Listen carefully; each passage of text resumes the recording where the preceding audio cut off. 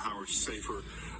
Commissioner, I got a lot I'd like to go through with you, but first let's talk about these carjackings and exactly, I mean, all of a sudden they just mushroomed, I remember when these were big a long time ago.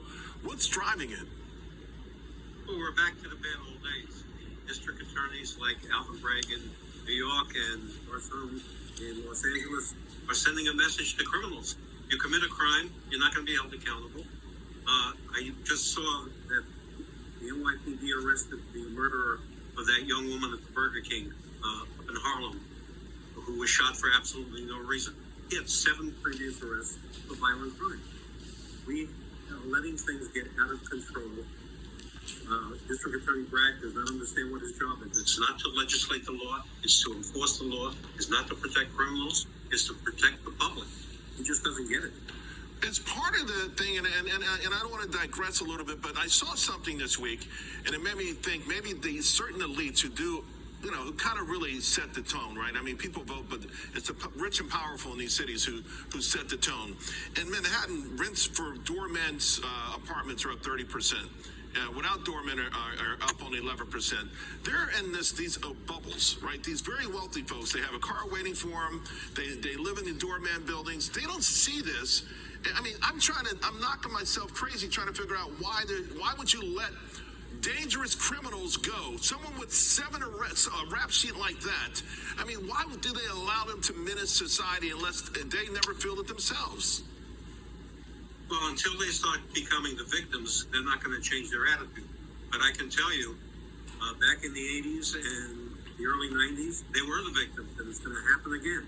It doesn't take long for New York to go back to the bad old days. It's almost there now. And what we have to do is we have to come up with a strategy to combat people like the district attorney. I just saw that the LAPD arrested a cop killer and decided to take the case to federal court. That's exactly what we should be doing in New York. Although, unfortunately, the federal courts can't handle the volume. What's the strategy? What would the strategy be? We have a DA who's, to your point, he's given a green light on almost every crime imaginable. And what's the alternative strategy to keep communities safe? Well, there are a number of alternative strategies. The best thing would be for the governor, who has the ability to remove the district attorney, she should remove him. But I don't think that's going to happen. So you have to look at other kind of strategies.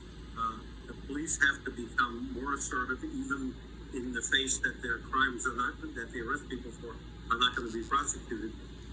Richmond did an interesting thing a few years ago. When they were overrun with gangsters carrying guns, they did something called Operation Exile, where they got the U.S. attorney to prosecute all of these criminals and send them far, far away from their homes to prison. I don't know if the U.S. attorney in the Southern District of New York do that, but we really have to come up with something creative, because the district attorney is going to cause more and more people to be victims of crime. It's going to come to the Upper East Side. It's going to come to the Upper West Side. Just be prepared. Yeah. We're out of time. I hope we can. Unfortunately, I think we will have to, but I want to. So many more things I want to talk to you about this, because I also want to get into this sentencing. I just think it's nuts how quickly some of these violent folks get out of prison or don't go at all. Commissioner, thank you so much. Okay, we're back to the revolving door. Yeah. Hey, Sean Hannity here. Hey, click